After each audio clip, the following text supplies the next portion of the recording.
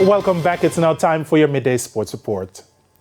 At sports time in second half action, five-time champions Brazil and Switzerland were 0-0 after 64 minutes at the 974 Stadium in Group G action from the FIFA World Cup in Qatar.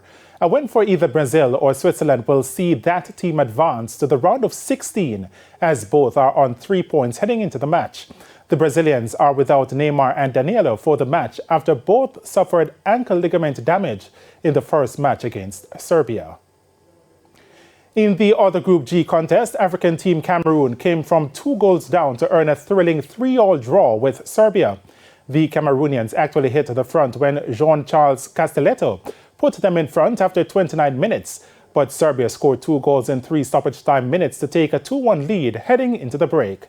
The Europeans then extended their lead in the 53rd minute through Alexander Mitrovic, but that was reduced by Vincent Abubakar's 64th minute goal. 2 minutes later, Eric Maxim Choupo-Moting leveled the contest. Serbia lost their opening match to Brazil 2-0, while Cameroon suffered a 1-0 defeat to Switzerland. 2010 quarter-finalists Ghana enhanced their chances of advancing from Group H at the World Cup after an entertaining 3-2 win over South Korea at the Education Stadium. The Ghanaians were led by a double strike from Mohamed Kudus. Kudus made it 2-0 in the 34th minute after Mohamed Salisu put the Black Stars in front in the 24th minute. However, the Koreans roared back with a 3-minute second-half goal from Gusong Choi brace. However, Kudus put Ghana in front for the final time in the 68th minute.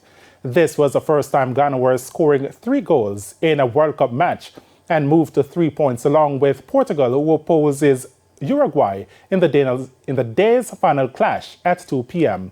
Now, Portugal had defeated the Ghanaians 3-2 in their first match, while Uruguay had a point from their 0-0 draw with the Koreans. And that's your midday sports report.